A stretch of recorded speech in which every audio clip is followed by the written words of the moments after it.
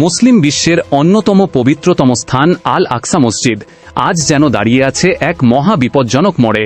প্রতিদিন বাড়ছে উগ্রপন্থীদের অনুপ্রবেশ, বাড়ছে উত্তেজনা, আর জর্ডান স্পষ্ট ভাষায় বলেছে এটি একটি রেড লাইন, যা অতিক্রম করতে দেয়া হবে না। তবে কি জেরুজালেমের বুকে জন্ম নিতে চলছে নতুন এক ধর্মীয় সংঘাতের বীজ? চলুন জেনে নেওয়া যাক পুরো ঘটনার গভীরে।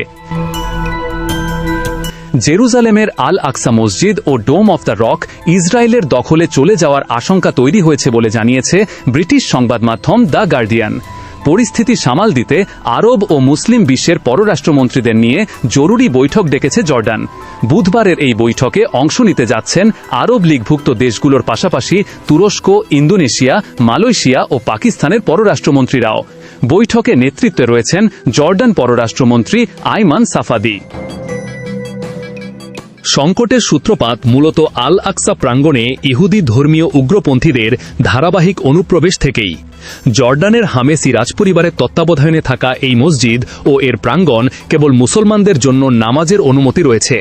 কিন্তু গত 23 জুলাই ইসরায়েলের জাতীয় নিরাপত্তা মন্ত্রী ইতামার বেন গভিরের নেতৃত্বে প্রায় 2000 ধর্মীয় ডানপন্থী ইসরায়েলি, যাদের অধিকাংশই অবৈধ বসতি স্থাপনকারী, আল আকসা প্রাঙ্গণে প্রবেশ করে প্রার্থনা ও ধর্মীয় আচার পালন করে। জর্ডানের কর্মকর্তারা একে আধুনিক ইতিহাসের সবচেয়ে গুরুতর লঙ্ঘন বলে অভিহিত করেছেন। উদ্বেগ আরও বাড়িয়েছে সেখানে বিশেষ পুলিশ ইউনিট গঠনের উদ্যোগ। আম্মানের আশঙ্কা, আগামী সেপ্টেম্বরে ইহুদি ধর্মীয় উৎসবের সময় পরিস্থিতি আরও উত্তপ্ত হয়ে উঠতে পারে। পররাষ্ট্রমন্ত্রী সাপাদি স্পষ্ট ভাষায় সতর্ক করেছেন, এই অবস্থায় হস্তক্ষেপ ঘটলে তা এমন এক ধর্মীয় সংঘাতে জন্ম দিতে পারে যা ফিলিস্তিন, জর্ডান ছড়িয়ে গোটা মুসলিম বিশ্বে প্রতিধ্বনিত হবে। জর্ডানের উদ্বেগ শুধু জেরুজালেমই সীমাবদ্ধ নয়। পশ্চিম তীরে ফিলিস্তিনিদের ব্যাপক উচ্ছেদ আশঙ্কায় রয়েছে দেশটি।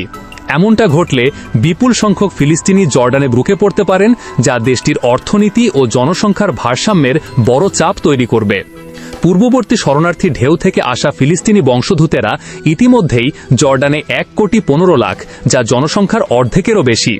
সম্পর্কের টানাপড়নে আরও স্পষ্ট হয়ে ওঠে যখন গাজা যুদ্ধে ইসরায়েলের সমালোচনার প্রতিশোধ হিসাবে তেল আবিব জর্ডানের পানি সরবরাহ অর্ধেকে কমিয়ে দেয়।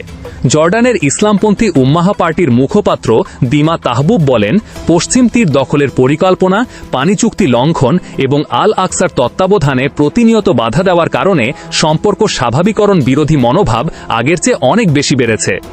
একদিকে শতাব্দী প্রাচীন ঐতিহ্য, অন্যদিকে ক্রমবর্ধমান রাজনৈতিক উত্তেজনা।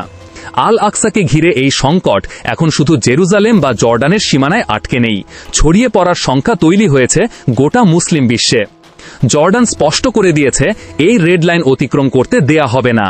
কিন্তু কূটনৈতিক এই প্রতিরোধ কতদূর কার্যকর হবে, নাকি উত্তেজনার রূপ নেবে? বড় কোনো সংঘাতে সেই উত্তর এখন সময় দেবে।